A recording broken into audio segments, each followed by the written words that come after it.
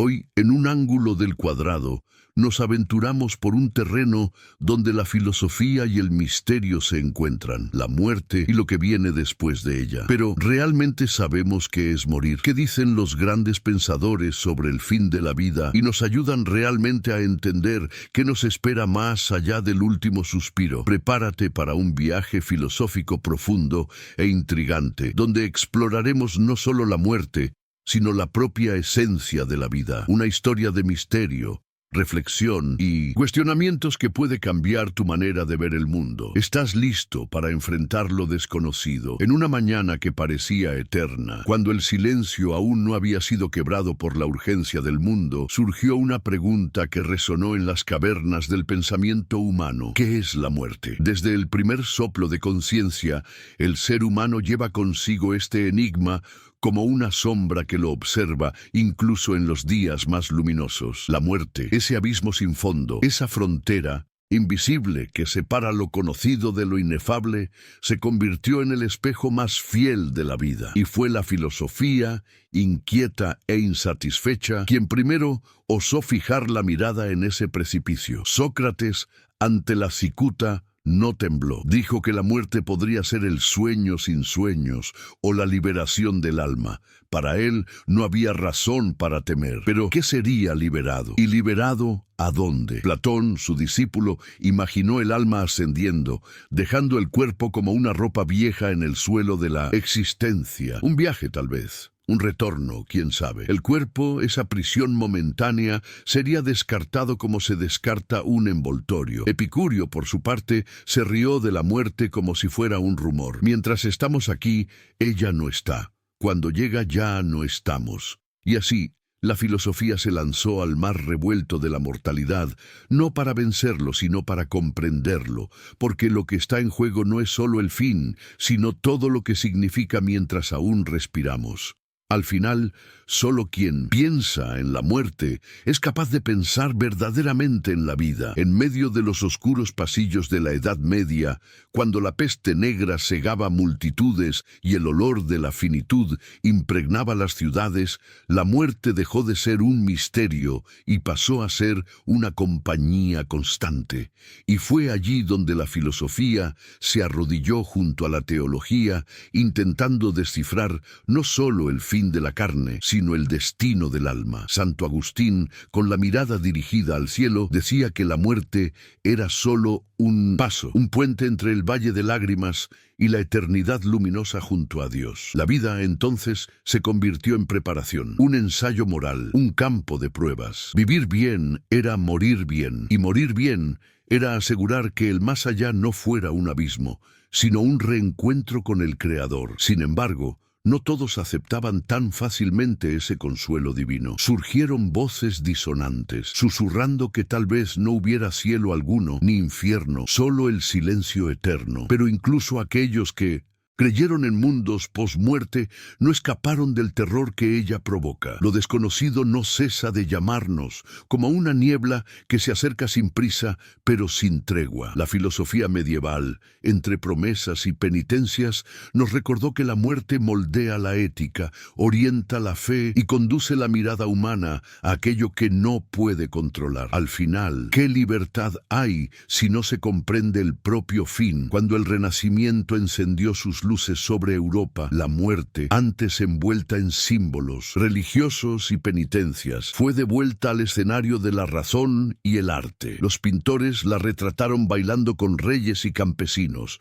Los filósofos la pusieron bajo la lupa de la duda. Montaigne, en sus ensayos solitarios, escribió que filosofar es aprender a morir, no como un acto trágico, sino como un ejercicio de lucidez. La muerte, para él, era el espejo donde se probaba la verdad de una vida bien vivida. Pascal, entre la razón y el abismo, apostó: si Dios existe, hay algo más allá. Si no, perdemos todo o nada. La muerte entonces se convirtió en una apuesta, un juego de fe contra el vacío. Descartes, por su parte, sumido en su búsqueda de certezas, se dio cuenta de que pensar era prueba de existencia, pero no garantía de continuidad. Pienso luego existo. Pero ¿hasta cuándo? La filosofía moderna comenzó a desconfiar de las promesas de la eternidad y a enfocarse con más intensidad en el instante. Y en este instante, cargado de angustia, la muerte pasó a ser lo que da valor al ahora. Si la eternidad fuera cierta, tal vez la vida perdería el sabor. Así,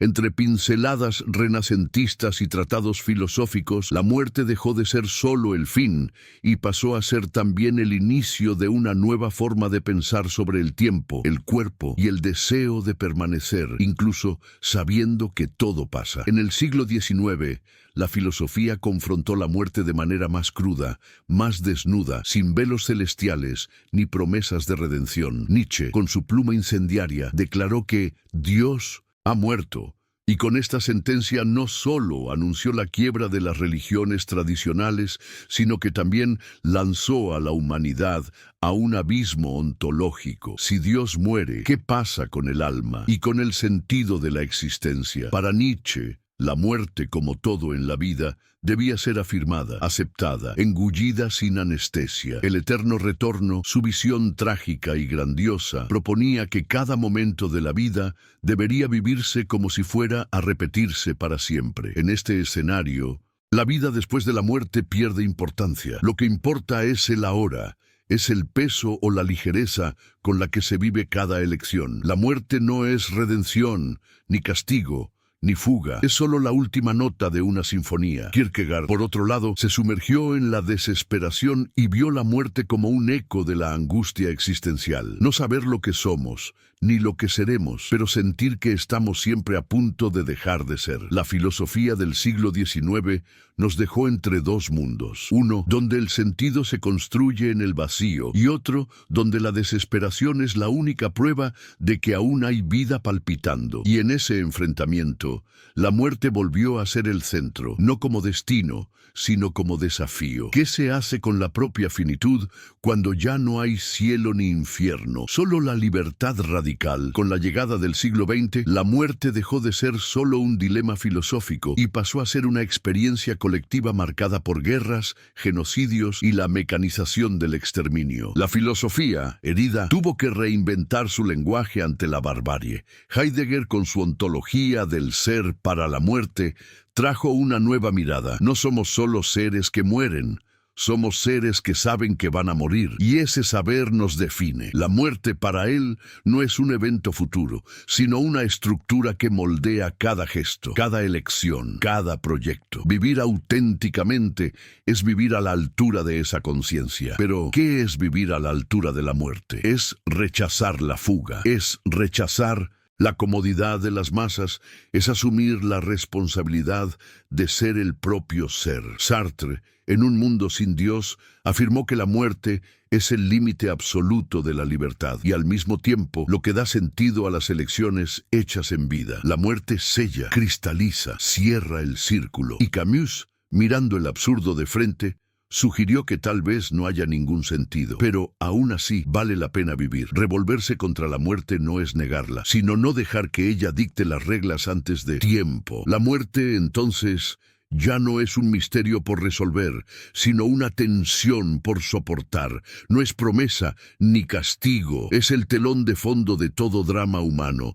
Y, aunque sin respuesta, sigue siendo la pregunta que nunca calla. Mientras la filosofía occidental construía monumentos conceptuales sobre la muerte, otras tradiciones ya bailaban con ella desde hace milenios, sin el mismo peso, sin la misma desesperación. En el pensamiento budista, por ejemplo, morir no es un fin, sino un flujo. La impermanencia es la regla de todas las cosas, y apegarse a la vida como algo fijo es ilusión. La muerte, al igual que el nacimiento, es solo una transición, un estado. El yo que teme a la muerte es el mismo yo que no existe de forma fija. Es compuesto, mutable, vacío de esencia. Vivir plenamente en esta lógica es comprender que ya estamos muriendo en cada instante. El samsara, el ciclo de renacimientos, no ofrece alivio eterno, sino una repetición alimentada por el deseo y la ignorancia. Escapar de este ciclo es alcanzar el nirvana, no un paraíso,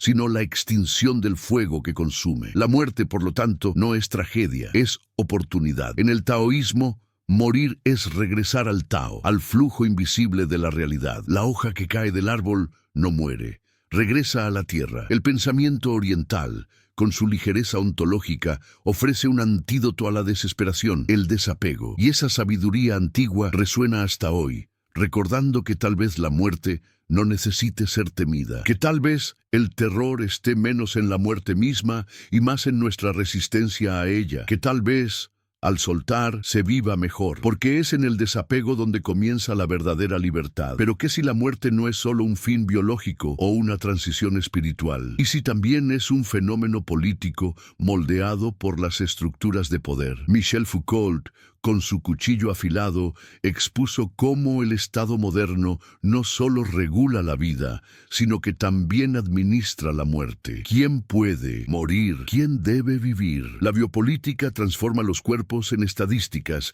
decide qué vidas son lamentadas y cuáles son desechables. La muerte, así, deja de ser solo un destino individual y pasa a ser una decisión colectiva, una elección institucional. En las guerras, en las prisiones, en los hospitales y en las periferias, la muerte tiene color, tiene clase, tiene dirección. Por su parte, Hannah Arendt vio en el totalitarismo la banalización de la muerte, ya no como un drama existencial, sino como una rutina burocrática. Matar dejó de ser una excepción y se convirtió en un proceso. Y frente a esto, la filosofía tembló. Ya no bastaba reflexionar sobre el alma o el ser. Era necesario denunciar los mecanismos que transforman el fin de la vida en una herramienta de control. La muerte en este contexto es política, es ideológica, es histórica, y ignorar esto es perpetuar la violencia disfrazada de destino. Así,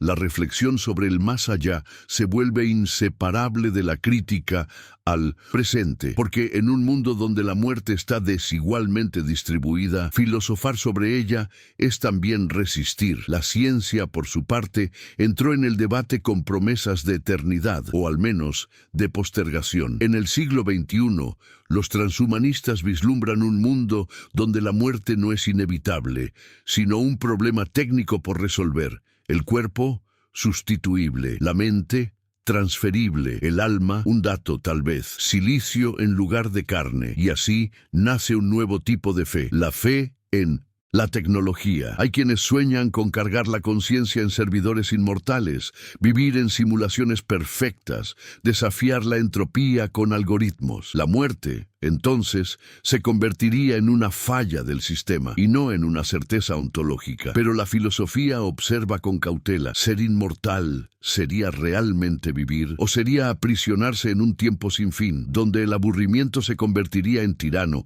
y el olvido un deseo inalcanzable? La eternidad tan soñada también puede ser una maldición. Simone de Beauvoir, en su novela Todos los hombres son mortales, imaginó a un hombre incapaz de morir y lo retrató como alguien condenado a la insignificancia, porque el valor de la vida está quizás en su límite. Sin fin no hay urgencia, sin urgencia no hay sentido. La tecnología puede prolongar la existencia, pero no responde a la pregunta esencial: ¿por qué vivir? Y sin esa respuesta, vivir para siempre puede ser solo morir despacio. Pero hay aún otra muerte, más sutil, más silenciosa, la muerte simbólica. La muerte que ocurre en vida, cuando dejamos de ser quienes éramos, cuando abandonamos identidades, cuando la mirada del otro nos niega, cuando la memoria falla y ya no recordamos quién somos. La filosofía contemporánea, atenta a las cuestiones del lenguaje, la subjetividad y la alteridad, percibió que morimos un poco cada vez que somos olvidados. Roland Barthes habló de la muerte del autor, pero también está la muerte del yo frente a la indiferencia, la exclusión, la invisibilidad. Y en este contexto, vivir es también un esfuerzo constante de renacimiento. Hay quienes mueren poco a poco en empleos que sofocan, en relaciones que anulan, en rutinas que paralizan. Y hay quienes renacen en los márgenes, en los gestos mínimos, en las palabras que aún resisten. La muerte, entonces, no es solo biológica, espiritual o política, también es existencial. Y tal vez el luto más difícil sea por aquello que aún respira, pero ya se ha perdido. En un mundo donde la imagen vale más que la presencia, morir puede ser desaparecer del feed, del algoritmo, de la atención colectiva. Somos enterrados en vida por la prisa, el olvido, la deshumanización. Y en este escenario, resistir es también afirmar, aún estoy aquí. La muerte simbólica ronda pero no reina, mientras haya palabra, gesto, memoria. Y al final,